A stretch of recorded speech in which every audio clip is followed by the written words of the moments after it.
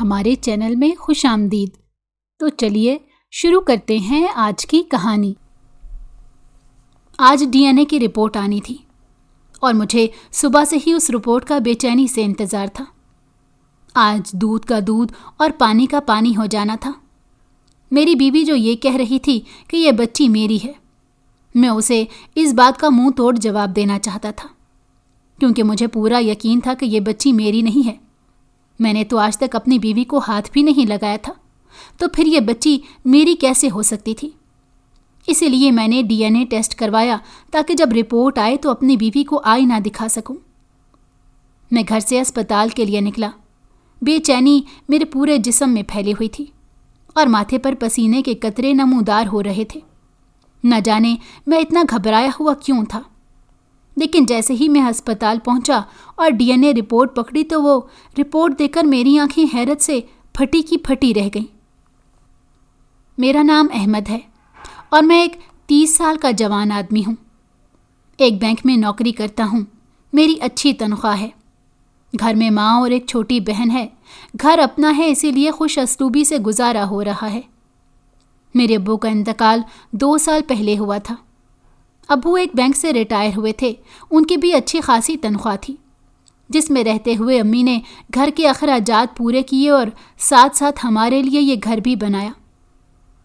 ابو کو جگر کا عارضہ لاحق ہو گیا تھا، جس کی وجہ سے بہت علاج کروانے کے باوجود وہ ٹھیک نہیں ہو سکے اور ایک دن ہمیں روتا چھوڑ کر اللہ کو پیارے ہو گئے۔ ابو کے جانے کے بعد زندگی میں ایک خلا پیدا ہو گیا تھا اور ہر وقت ایک کمی کا احساس رہتا تھا۔ ایسا لگتا تھا جیسے جسم کا ایک حصہ ہم سے جدا ہو گیا ہو۔ میں اپنے ابو سے بہت اٹیچ تھا، ہر وقت ابو ابو کرتا رہتا۔ حالانکہ بچے اپنی ماں سے زیادہ اٹیچ ہوتے ہیں، لیکن نہ جانے کیوں میری ابو کے ساتھ بہت دوستی تھی۔ میں ان کے ساتھ ہر بات شیئر کر لیتا تھا۔ ابو ہر معاملے میں میری رہنمائی کرتے اور جتنا ممکن ہو سکتا مجھے سمجھاتے۔ میرے دوستوں جیسا باپ مجھ سے بچھڑ گیا۔ میں نے یہ صدمہ کیسے برداشت کیا، یہ میں جانتا ہوں یا میرا خدا۔ بہت دنوں سے میں اپنے کمرے سے باہر نہیں نکلا۔ مجھے کھانے پینے کا کوئی ہوش نہیں تھا۔ حالانکہ میری ماں اور بہن کا صدمہ بھی اتنا ہی زیادہ تھا، لیکن میں نے ان کی طرف ذرا بھی توجہ نہیں کی۔ اور جب اس بات کا احساس ہوا کہ ابو کے جانے کے بعد میں ان دونوں کا سرپرست ہوں اور مجھے ہی مضبوط بن کر انہیں سہارا دینا ہوگا، انہیں سنبھالنا ہوگا، انہیں میری ضرورت ہے، تو پھر میں عملی میدان میں کود پڑا۔ ابو کی جگہ پر ہی بینک میں مجھے ملازمت مل گئی تھی۔ گو کہ نہ تو میری تنخواہ ابو جتنی تھی اور نہ ہی مجھے وہ سیٹ ملی تھی، لیکن پھر بھی بہت اچھا گزارا ہو رہا تھا۔ آہستہ آہستہ کر کے ابو کے جانے کا زخم بھرتا گیا اور ہم بھی زندگی کی نارمل روٹین کی طرف واپس آ گئے۔ میری چھوٹی بہن ابھی کالج میں ہی پڑھ رہی تھی۔ میں نے اس کے لیے وین لگوائی ہوئی تھی، جبکہ امی ایک مکمل ہاؤس وائف تھی۔ وہ گھر پر رہ کر ہی گھر کے کام کاج کر کے اپنا وقت گزار دیتی۔ ابو کے جانے کے بعد امی بہت اکیلی ہو گئی تھیں، ہر وقت اداس رہتی۔ ہم دونوں بہن بھائی بہت کوشش کرتے کہ امی کو کسی نہ کسی کام میں مصروف رکھیں اور انہیں ابو کی کمی نہ محسوس ہونے دیں، لیکن ہم اپنی کوششوں میں بہت کم کامیاب ہوئے۔ امی تو جیسے مسکرانا ہی بھول گئی تھیں۔ ہم امی کے سامنے اوٹ پٹانگ باتیں کرتے رہتے اور اکثر ان سے نت نئی فرمائشیں کر کے کھانا پکواتے۔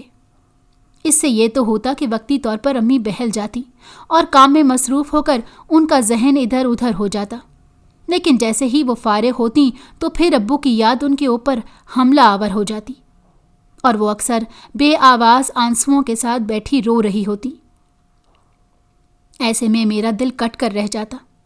میں ان کے دکھ کا مداوع کسی طور پر نہیں کر سکتا تھا، کیونکہ یہ ایک ایسا نقصان تھا جس کی کوئی بھرپائی نہیں تھی۔ وقت کا کام گزرنا ہے اور وقت اسی طرح گزرتا گیا۔ میں اپنی نوکری میں بے حد مصروف ہو گیا اور ساتھ ساتھ میں نے ایک بینکنگ سے متعلق کورس بھی جوائن کر لیا، کیونکہ میں چاہتا تھا کہ میں جلد سے جلد ترقی کروں اور اس قابل ہو سکوں کہ اچھے طریقے سے اپنی ذمہ داریاں نبھا سکوں، کیونکہ ابھی بہن کی شادی کرنا بھی باقی تھا۔ لیکن انہیں دنوں میں امی کی طبیعت اچانک خراب ہو گئی۔ ان کو انجائنا کا اٹیک ہوا تھا۔ ہم دونوں بہن بھائیوں کے تو ہاتھ پیر ہی پھول گئے تھے۔ باپ کے مرنے کے بعد ہمارے پاس اور تھا ہی کیا، صرف ایک ماں ہی بچی تھی، اور امی کی یہ تکلیف دیکھ کر ہم بے حد پریشان ہو گئے۔ 2 دن اسپتال میں رہنے کے بعد امی اپنے گھر پر واپس تو آ گئیں، لیکن وہ بے حد کمزور ہو گئی تھیں۔ ان کی قوت مدافعت بھی بہت کم ہو گئی تھی۔ شاید امی نے ابو کے جانے کا غم دل سے لگا لیا تھا، اور اب دل ہی ان کے ساتھ وفا نہیں کر رہا تھا۔ میں جب دفتر سے آتا امی کے پاس آ کر بیٹھ جاتا اور ادھر ادھر کی باتیں کرتا رہتا۔ چھوٹی بہن سعدیہ بھی کوشش کرتی کہ کالج سے واپس آنے کے بعد زیادہ وقت امی کو دے۔ یوں آہستہ آہستہ کر کے امی کی طبیعت اب کچھ بہتر ہونے لگی تھی، لیکن امی کی زبان پہ اب ایک ہی بات تھی، وہ سعدیہ کو اپنے گھر بار کا ہوتا دیکھنا چاہتی تھی۔ وہ چاہتی تھی کہ میری اور سعدیہ کی شادی ہو جائے، بہو آئے اور بیٹی رخصت ہو جائے۔ گو کہ میں نے بہت کہا کہ ابھی آپ سعدیہ کی شادی کریں، لیکن امی نہیں مانی۔ ان کا یہی کہنا تھا کہ میں تم دونوں کی شادی اکٹھے کر کے ہی سکون سے عمرے پر جانا چاہتی ہوں۔ میں امی کی خواہش کا احترام کرتا تھا، اس لیے میں نے ان سے کہا کہ ابھی آپ سعدیہ کی شادی کر دیں، پھر میں اور آپ عمرے پر ہو آتے ہیں، اس کے بعد ہی میری شادی کیجیے گا۔ حالانکہ امی مان تو رہی نہیں تھی، لیکن میری ضد کے آگے خاموش ہو گئی، اور پھر ہم نے سعدیہ کا رشتہ دیکھنا شروع کیا۔ خاندان میں تو سعدیہ کے جوڑ کا کوئی بھی نہیں تھا، کیونکہ سارے لڑکے یا تو بہت بڑے تھے جن کی شادیاں ہو چکی تھیں، یا بہت چھوٹے تھے جو ابھی سعدیہ کی طرح ہی کالج میں پڑھ رہے تھے۔ اور پھر ادھر ادھر رشتہ دیکھنے کے بعد آخرکار ایک رشتہ پسند آ ہی گیا، اور وہ رشتہ عمر کا تھا۔ عمر کا تعلق بھی ہمارے جیسی ایک مڈل کلاس فیملی سے تھا۔ عمر ایک پرائیویٹ کالج میں لیکچرر شپ کی جاب کرتا تھا، اور اس کے بعد شام میں اپنی اکیڈمی چلا رہا تھا۔ وہ مہینے کا اچھا خاصا کما لیتا تھا۔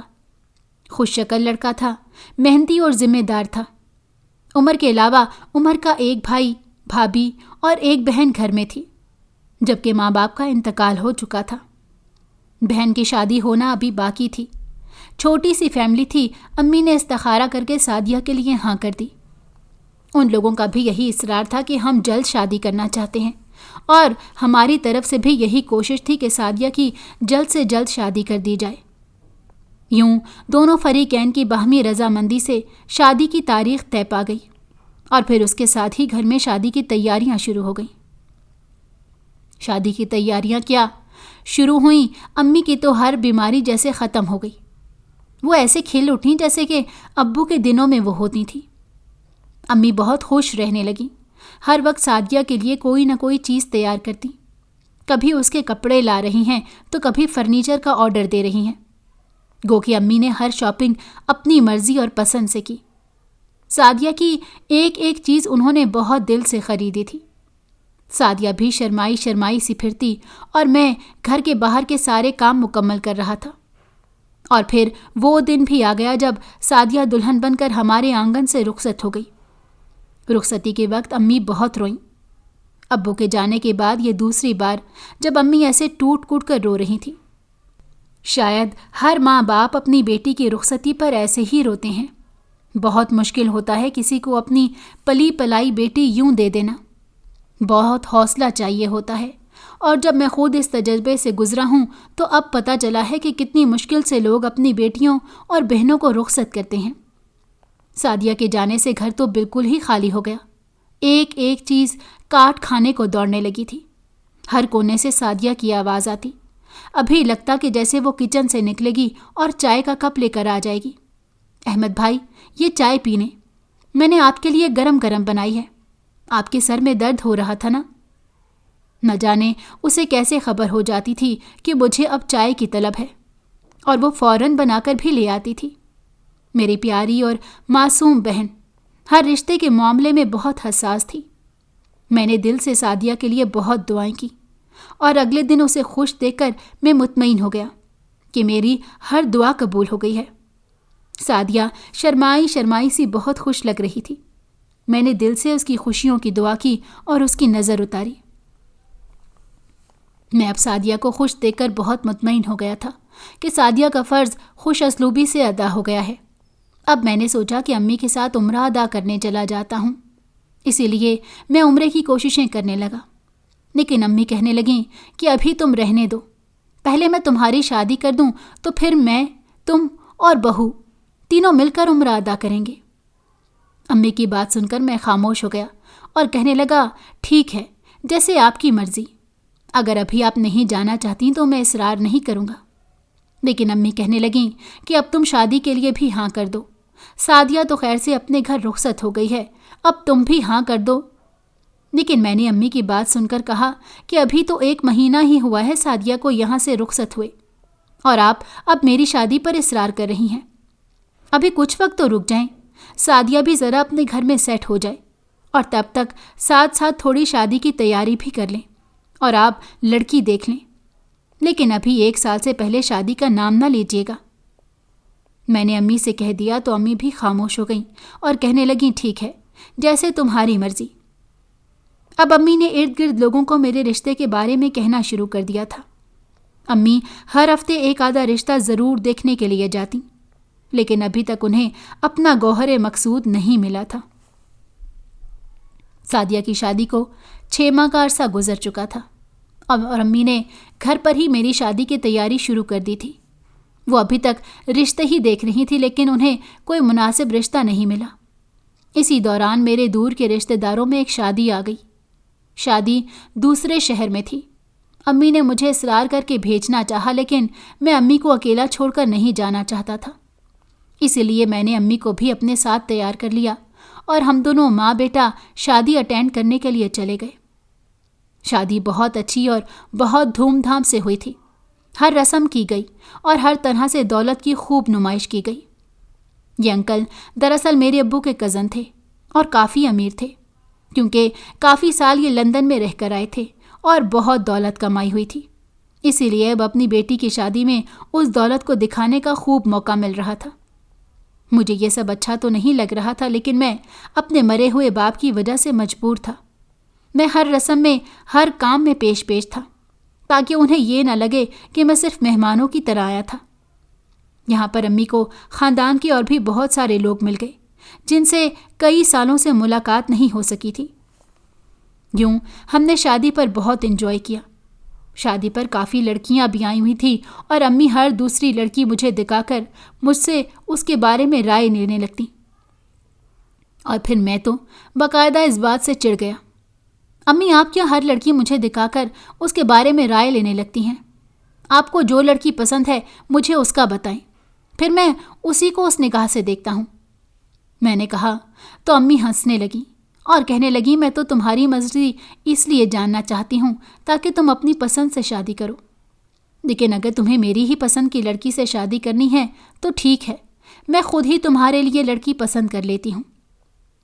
اور پھر امی نے ولیمے کے دن مجھے ایک لڑکی دکھائی۔ لڑکی کافی خوش شکل اور خوبصورت تھی، دیکھنے میں اچھی لگ رہی تھی اور کپڑے بھی اچھے پہنے ہوئے تھے۔ آج کل کی لڑکیوں کی طرح زیادہ اچھل کود نہیں کر رہی تھی، اپنی دوستوں کے ساتھ کھڑی باتیں کرنے لگی ہوئی تھی۔ امی نے جب اس کے بارے میں میری رائے جاننا چاہی تو میں نے اس بات میں سر ہلا دیا اور ہاں کہہ دی۔ امی بے انتہا خوش ہو گئی اور مجھے کہنے لگیں کہ میں آج اس لڑکی کے رشتے کی بات کرتی ہوں، اور دیکھنا مجھے یقین ہے کہ یہ رشتہ ضرور طے پا جائے گا۔ امی نے کہا تو میں نے بھی سر ہلا دیا اور پوچھا کہ یہ لڑکی ہے کون؟ تو امی کہنے لگیں، یہ تمہارے چچا کی سالی کی بیٹی ہے۔ میں ابھی اتنی لمبی چوڑی رشتہ داری میں کیا پڑتا، اس لیے خاموش ہو گیا۔ امی کے کہنے کے مطابق واقعی وہاں پر امی نے جب میرے رشتے کی بات کی تو میرا رشتہ پکا ہو گیا۔ ہم نے ولیمے کے اگلے دن لڑکی کے ہاتھ پر شگن رکھ دیا اور یوں بات طے پا گئی۔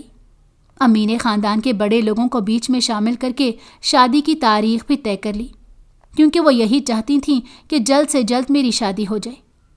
میں امی کی رضا میں راضی تھا، کیونکہ میں نے ان کی مرضی پر ساری بات چھوڑ دی تھی، اسی لیے میں کچھ بھی نہیں بولا، اور یوں یہ شادی ہمارے لیے بہت یادگار بن گئی۔ میرے لیے تو یہ شادی خاص طور پر بہت یادگار بن گئی تھی۔ ہم گھر واپس چلے آئے اور یوں میں نے دوبارہ سے بینک جانا شروع ہو گیا۔ جبکہ امی کا تو اب ایک پیر بازار میں ہوتا اور ایک گھر میں۔ بہو کے لیے وہ خوب تیاریاں کر رہی تھیں۔ سعدیہ بھی ہر دوسرے دن آ جاتی اور دونوں ماں بیٹیاں بازار نکل جاتی۔ دنیا جہان کی چیزیں خریدی جا رہی تھیں اور شام کو باقاعدہ ہر چیز مجھے دکھائی جاتی، مجھ سے رائے بھی لی جاتی۔ میں دیکھ دیکھ کر خوش ہو رہا تھا۔ امی نے چند ہی دنوں میں اچھی خاصی تیاری کر لی تھی۔ ولیمے کے لیے ہال بھی بک ہو گیا تھا اور مہمانوں کے لیے تیار کر کے سب کو بلاوا بھی دے دیا گیا تھا۔ کیونکہ وقت بہت کم تھا، اسی لیے سب کو فون پر ہی بلاوا دیا گیا، کارڈ نہیں چھپوائے گئے۔ یوں یہ دن پر لگا کر اڑ گئے اور میری شادی کا دن آن پہنچا۔ میں دولہا بن کر رانیہ کو بیاہ کر لے آیا۔ رانیہ میری توقعات سے بڑھ کر خوبصورت لگ رہی تھی۔ اس کا سوگ میں ڈوبا حسن میرے دل میں ہلچل مچا رہا تھا۔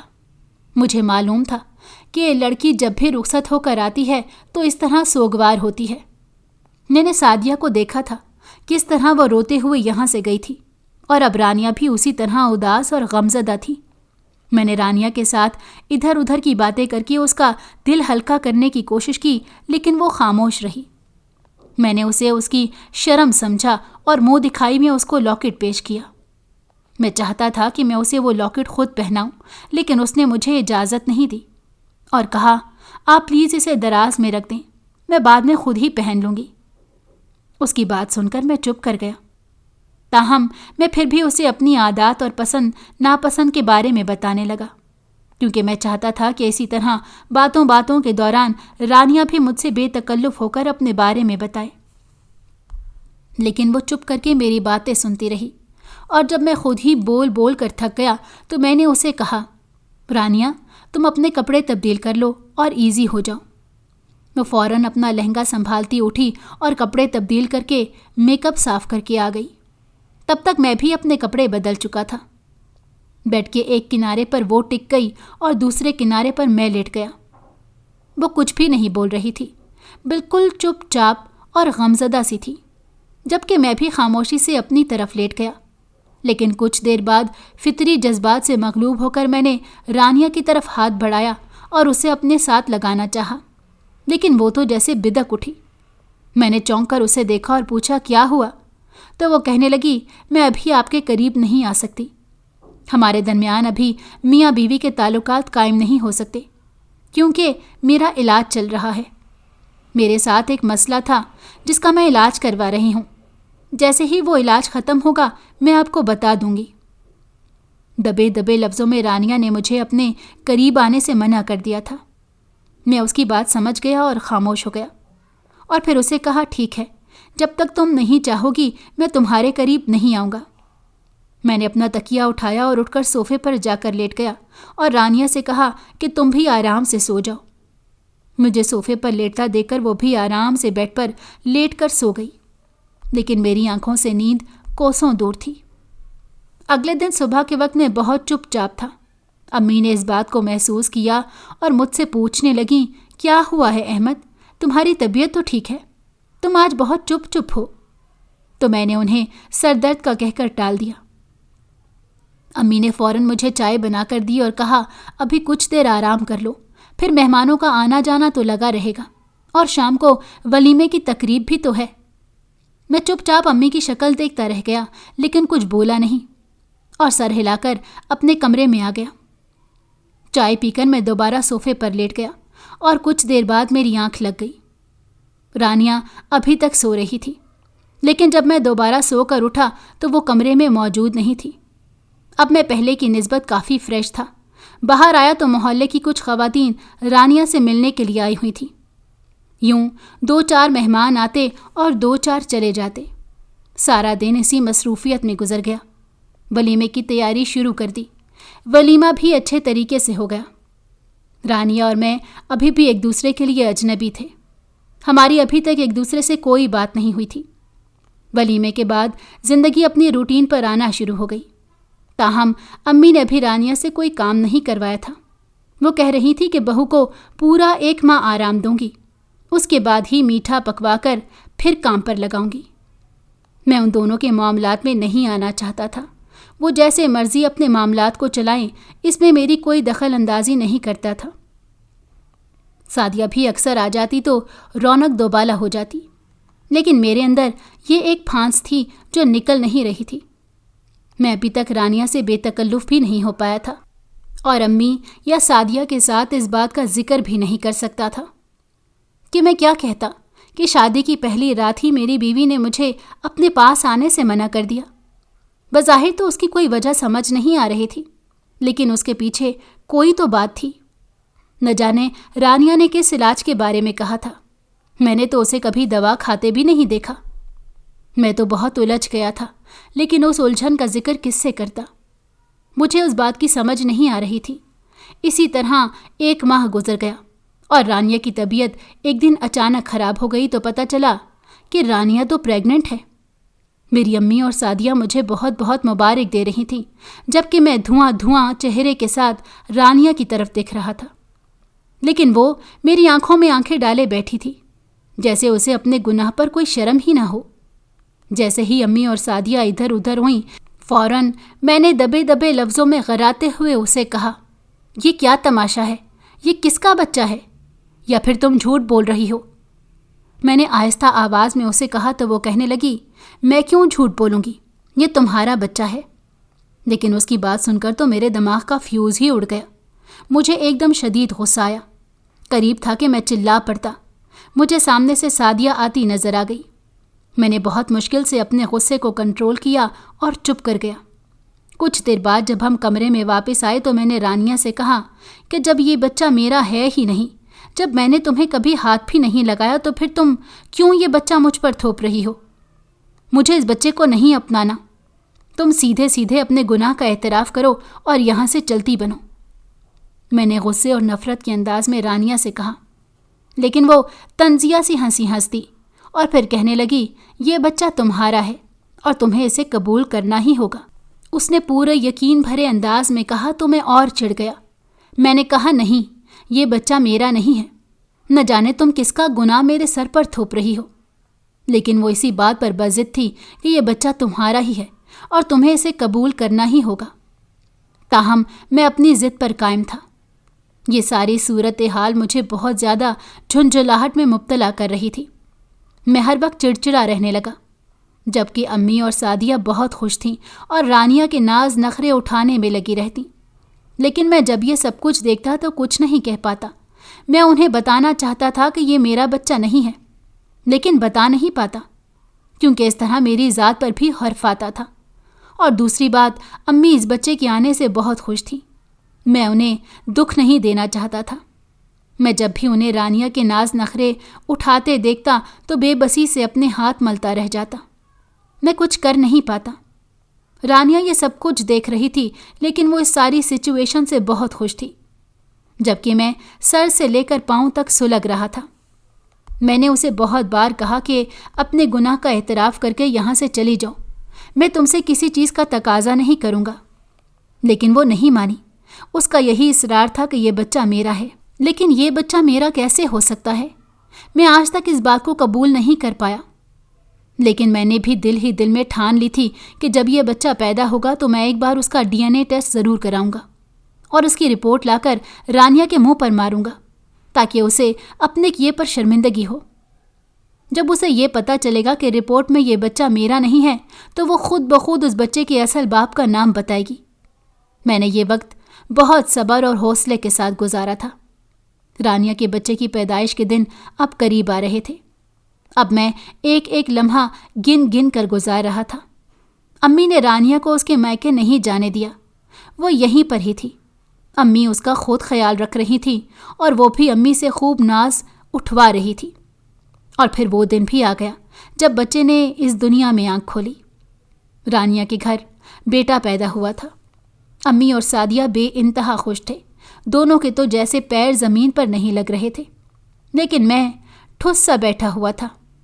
अम्मी मुझे कहने लगी, अहमद उठो, अपना बेटा देखो, कितना खूबसूरत है, बने बनाए तुम हो, ऐसा लग रहा है जैसे तुम्हारा बचपन लौट आया है।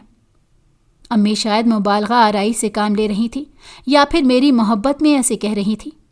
लेकिन मैं अम्मी की बात सुनकर भी नहीं उठा और वहीं बैठा रहा। अम्मी ने भी अपनी खुशी में इस बात को महसूस नहीं किया। वहीं पे अस्पताल में ही میں نے DNA کا ٹیسٹ دے دیا تھا۔ اپنے اور بچے کے خون کو میچ کرنے کے لیے میں نے سیمپل جمع کروا دیے، اور اب مجھے بے چینی سے اس رپورٹ کا انتظار تھا جو 7 دن کے بعد ملنی تھی۔ رانیہ کو تو اگلے ہی دن اسپتال سے ڈسچارج کر دیا گیا اور وہ گھر آ گئی۔ میں نے ابھی تک ایک بار بھی بچے کو نہیں دیکھا تھا، حالانکہ امی بہانے سے مجھے بچہ دکھانے کی کوشش کرتیں، لیکن میں انہیں یہی کہتا کہ میں ابھی اتنے چھوٹے بچے کو نہیں اٹھا سکتا، مجھے ڈر لگتا ہے۔ لیکن اندر ہی اندر دراصل میں اس DNA رپورٹ کا انتظار کر رہا تھا۔ جب وہ رپورٹ آتی تبھی میرا شک یقین میں بدلنا تھا۔ 7 دن گزر گئے اور آج میں اسپتال میں رپورٹ لینے کے لیے جا رہا تھا۔ میں بہت گھبرا رہا تھا۔ مجھے رانیہ پسند تھی، مجھے رانیہ سے محبت تھی، لیکن اگر یہ بچہ میرا نہیں تو کس کا ہے؟ آخر رانیہ نے کسی اور کا گناہ میرے سر پر کیوں تھوپ دیا؟ مجھے بس یہی پریشانی تھی، اور میں اس طرح اسے اپنی زندگی میں شامل نہیں کر سکتا تھا۔ اور پھر جب مجھے رپورٹ ملی اور میں نے دیکھا دراصل وہ بچہ تو میرا ہی بچہ ہے، یہ دیکھ کر میرے پیروں تلے سے زمین سے رک گئی۔ ہم دونوں کا DNA بالکل میچ تھا۔ میں وہ رپورٹ دیکھ کر شاک ہو کر رہ گیا اور ڈاکٹر سے پوچھنے لگا، کہیں آپ سے کوئی غلطی تو نہیں ہو گئی؟ کہیں رپورٹ مکس تو نہیں ہو گئی؟ لیکن ڈاکٹر کا کہنا تھا کہ ایسا نہیں ہوتا، یہ رپورٹ آپ ہی کی ہے۔ میں کانپتے ہاتھوں سے رپورٹ پکڑے گھر واپس آ گیا، اسی طرح سیدھا رانیہ کے پاس گیا۔ میرے انداز کو دیکھ کر رانیہ بھی ٹھٹک گئی اور کہنے لگی، کیا ہوا؟ میں کتنی دیر اسے اسی طرح دیکھتا رہا، اور پھر میں نے اسے کہا، یہ بچہ میرا ہے۔ کیا واقعی یہ بچہ میرا ہے؟ میرے ہارے ہوئے انداز کو محسوس کر کے وہ کہنے لگی، ہاں، یہ بچہ آپ کا ہی ہے۔ میں قسم کھاتی ہوں کہ یہ بچہ آپ کا ہی خون ہے، رانیہ نے کہا تو میں صوفے پر گرنے کے انداز میں بیٹھ گیا۔ کیسے؟ یہ بچہ میرا کیسے ہو سکتا ہے؟ میں نے الجھے ہوئے انداز میں کہا، جبکہ میں نے تمہیں ہاتھ بھی نہیں لگایا۔ پھر یہ بچہ میرا کیسے ہو سکتا ہے؟ تو رانیہ کہنے لگی، آپ کو وہ شادی تو یاد ہوگی جس میں آپ اپنی امی کے ساتھ شریک ہوئے تھے، اور وہاں پر جو کچھ ہوا تھا وہ سب بھی آپ کو یاد ہوگا۔ اس نے کہا تو میں نے الجھی نگاہوں سے اس کی طرف دیکھا اور سوچنے لگا، کیا مطلب؟ اس بات سے تمہارا کیا مطلب ہے؟ میرے اندر کا چور ایک دم سہم گیا، اور میں نے اس سے پوچھا تو وہ کہنے لگی، وہاں پر جو کچھ ہوا آپ کو تو سب یاد ہوگا۔ دراصل وہ لڑکی میں تھی۔ رانیہ کے انکشاف نے سر سے پیر تک مجھے ہلا کر رکھ دیا، اور میں پھٹی پھٹی نگاہوں سے اس کی طرف دیکھتا رہ گیا۔ اس کے ساتھ ہی مجھے وہ دن پوری تفصیل سے یاد آ گیا۔ ابو کی کزن کے گھر جب ہم شادی پر گئے تھے تو مہندی پہ خوب ہنگامہ کیا گیا تھا۔ مہندی کی رات وہاں پر پینے پلانے کا دور بھی چلا تھا، چونکہ وہاں پر انکل کے کافی امیر دوست آئے ہوئے تھے، اور ان کے ہاں یہ معیوب نہیں سمجھا جاتا تھا، بلکہ ہر شادی بیاہ پر اس کا الگ سے انتظام کیا جاتا۔ اس وجہ سے رات کو خاص مہمانوں کے لیے اس کا اہتمام بھی کیا گیا تھا۔ میں بھی کبھی کبھار پینے کا شوق رکھتا تھا، اسی لیے اس دن تو سب کزنز بھی جمع تھے، تو ایک دوسرے کی شے پر سب نے تھوڑی تھوڑی پی لی، لیکن میں نے شاید کچھ زیادہ ہی پی لی تھی، کیونکہ مجھے کافی چڑھ گئی تھی۔ اسی لیے میں اوپر چھت کی طرف چلا گیا اور تازہ ہوا میں بیٹھ گیا۔ میں بس سکون سے آنکھیں موندے لیٹا تھا کہ اچانک مجھے اپنے قریب پائل کی جھنکار کی آواز سنائی گئی۔ میں نے دیکھا تو وہاں پر کوئی لڑکی آئی ہوئی تھی۔ اس نے پائلیں پہنی ہوئی تھی۔ ان پائلوں نے ہی مجھے اپنی طرف متوجہ کیا تھا۔ میں اٹھ کر دیکھنے لگا، لیکن چھت کے اندھیرے کے باعث مجھے اس لڑکی کی شکل تو واضح نظر نہیں آئی، البتہ اس کے جسم کے اتار چڑھاؤ میں بہت غور سے دیکھ رہا تھا۔ وہ لڑکی میری موجودگی سے لا علم تھی اور فون پر کسی سے بات کر رہی تھی۔ میں اس کی مدھر آواز میں کھو سا گیا۔ وہ لڑکی چھت پر ادھر ادھر ٹہلتے ہوئے مسلسل فون پر لگی ہوئی تھی۔ میرے دل میں نہ جانے کیا خیال آیا۔ میں نے آگے بڑھ کر ایک دم اسے تھام لیا۔ وہ چیختے چیختے رہ گئی، تو پھر میں نے اس کا ہاتھ پکڑ کر اسے دیوار کے ساتھ لگا دیا اور خود اس کے ساتھ لگ گیا۔ وہ لڑکی چیخنے لگی اور میں نے اس کو منہ پر ہاتھ رکھ دیا۔ اس کے بالوں سے اٹھتی خوشبو مجھے مدہوش کر رہی تھی۔ اس کے وجود کی مہک میرے اندر کے شیطان کو جگا رہی تھی۔ مجھ پر اس وقت نشہ بھی حاوی تھا اور شیطان بھی۔ میں کوشش کے باوجود پیچھے نہیں ہٹا، لیکن وہ لڑکی خود کو چھڑانے کی پوری کوشش کر رہی تھی۔ لیکن مجھ سے صبر نہیں ہوا تو میں اسے چھت پر بنے چھوٹے سے سٹور میں لے گیا اور پھر اپنے اندر کے شیطان کی تسکین کے لیے میں نے اس لڑکی کی چیخ و پکار کو نظر انداز کر کے اس کو رونٹ ڈالا۔ اس کے بعد میں وہاں پر رکا نہیں، وہاں سے چلا گیا۔ مجھے ایک دم خوف کا احساس ہوا۔ وہ لڑکی کون تھی کون نہیں، اس کا تو مجھے نہیں پتہ چلا کہ اندھیرے کے باعث اور کچھ نشے میں ڈوبے جانے کی وجہ سے اس کا چہرہ واضح طور پر نہیں دیکھ سکا، لیکن اب رانیہ کے انکشاف نے مجھے اندر تک ہلا کے رکھ دیا۔ اس کا مطلب ہے کہ رانیہ سچ کہہ رہی تھی، یہ بچہ میرا ہی تھا۔ پہلی بار قدرت نے میرے آگے آئینہ رکھا تھا، اس میں اپنا غلیظ چہرہ دیکھ کر میں خود سے نظریں ملانے کے قابل نہیں رہا۔ میں اسے نظریں چراتا اٹھ کھڑا ہوا۔ مجھے خود سے بے حد شرمندگی محسوس ہو رہی تھی، اتنی گھن آ رہی تھی کہ آخر میں نے یہ کیا کر دیا۔ میں نے نشے میں ایک لڑکی کی عزت پر ہاتھ ڈالا اور بعد میں پلٹ کر کبھی اس کے بارے میں سوچا بھی نہیں، اور آج رانیہ مجھے نہ بتاتی تو شاید مجھے کبھی اپنی اس غلطی کا احساس ہی نہ ہوتا۔ میرا مکافاتی عمل شروع ہو چکا تھا، اب میں شدت سے پچھتا رہا تھا۔ رانیہ نے ایک ایسا آئینہ میرے سامنے رکھا تھا کہ میں خود سے نظر نہیں ملا پا رہا تھا۔ مجھے رہ رہ کر خود پر غصہ آ رہا تھا۔ آخر میں نے یہ کیا کر دیا؟ میں نے ساری زندگی بہت اچھی اور صاف ستھری گزاری تھی، کبھی لڑکیوں سے دوستی نہیں کی، کبھی کسی کے ساتھ تعلقات نہیں بنائے۔ میں ہمیشہ سے اس بات کا قائل تھا کہ محبت اور وفا ایک عورت کے ساتھ ہی مشروط ہونی چاہیے، لیکن نہ جانے اس رات میں ایسا کیا تھا جو میں بہک گیا اور بنا سوچے سمجھے میں نے وہ سب کر ڈالا۔ مجھے نہیں پتا تھا کہ اس کی سزا مجھے اتنے بھیانک انداز میں ملے گی۔ میں تو رانیہ کے سامنے معافی مانگنے کا بھی حقدار نہیں تھا۔ اگر وہ مجھے 100 جوتے بھی مارتی تو وہ بھی کم تھے۔ میں اس کا مجرم تھا، وہ میرے ساتھ جو چاہے سلوک کرتی۔ لیکن ایک بات کی مجھے حیرت تھی، آخر پھر رانیہ کی شادی مجھ سے کیسے ہو گئی اور اسے میرے بارے میں کیسے پتا چلا کہ اس دن چھت پر میں ہی تھا؟ اس بات کا جواب رانیہ ہی دے سکتی تھی۔ میں رانیہ سے نظریں چرائے پھر رہا تھا، لیکن کب تک؟ آخر کبھی تو مجھے اس کا سامنا کرنا ہی تھا۔ اسی لیے میں کچھ سوچ کر کمرے میں چلا آیا اور سیدھا رانیہ کے پاس چلا گیا۔ میں نے تمہارے ساتھ بہت زیادتی کی ہے، میں نہیں چاہتا کہ تم مجھے معاف کرو، لیکن اگر تم مجھے معاف کرنے کا حوصلہ کر سکو تو مجھے معاف کر دینا۔ میں اپنے کیے پر بہت شرمندہ ہوں۔ میں نے تمہارے ساتھ بہت زیادتی کی، مجھے ایسا نہیں کرنا چاہیے تھا۔ مجھے اس وقت پتہ نہیں چلا، شیطان نے مجھے اپنا غلام کر لیا تھا، جس کی وجہ سے میں تمہاری عزت کا خیال نہیں کر سکا۔ میں رانیہ کے سامنے ہاتھ جوڑے کھڑا تھا، اور رانیہ تو محبت کی مورت تھی۔ اس نے کچھ سوچ کر میرے ہاتھوں پر اپنے ہاتھ رکھ دیے۔ میرے دل کو کچھ حوصلہ ہوا اور پھر ایک خیال آنے پر میں نے رانیہ سے پوچھا، رانیہ تمہیں کیسے پتا چلا کہ اس دن چھت پر میں ہی تھا؟ تو وہ گہرا سانس بھر گئی اور کہنے لگی، اس دن میرے منگیتر کا فون آیا تھا، میں اسی کے ساتھ چھت پر بات کرنے گئی تھی اور کافی دیر اس سے بات کرتی رہی۔ میں اسے پسند کرتی تھی اور ہماری لو میرج ہونے والی تھی، لیکن اس دوران وہ سیاہ رات ہمارے بیچ آ گئی۔ اس دن آپ نشے میں تھے، میں نہیں تھی۔ مجھے پتہ چل چکا تھا کہ وہ آپ ہی ہیں۔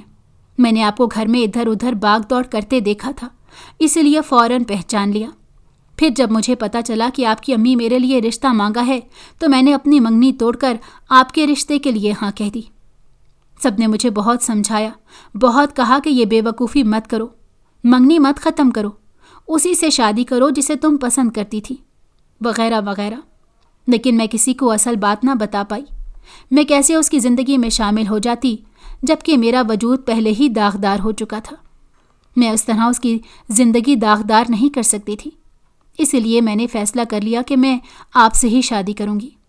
میں اتنی بڑی بدنامی مول نہیں لے سکتی تھی۔ رانیہ نے گہرا سانس بھرا اور چپ ہو گئی۔ میں تو زمین میں نظریں گاڑے بیٹھا تھا۔ میں تو دوہرا مجرم نکلا، رانیہ کا بھی اور اس کے منگیتر کا بھی۔ میں رانیہ کی خوشیوں کا قاتل نکلا۔ مجھے خود پر بہت شرمندگی ہو رہی تھی۔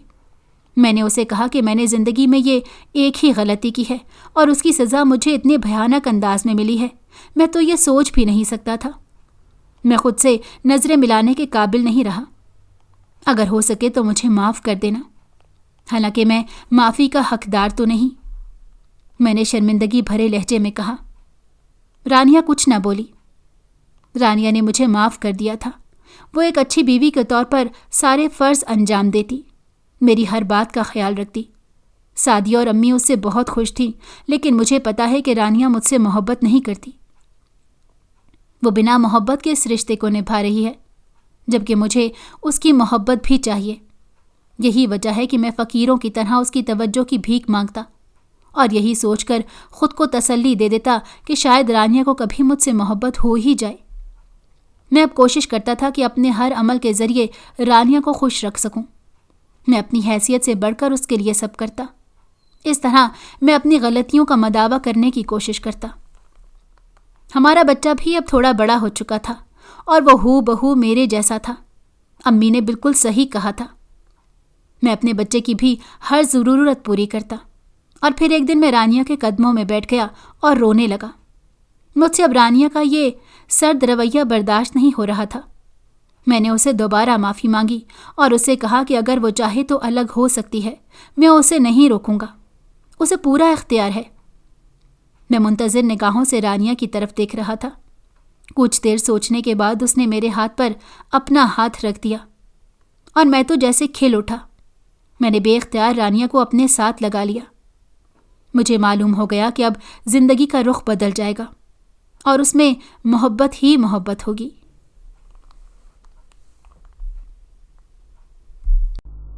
अगर आपको हमारी कहानी पसंद आई हो तो हमारे चैनल को लाइक करें और सब्सक्राइब कर दें।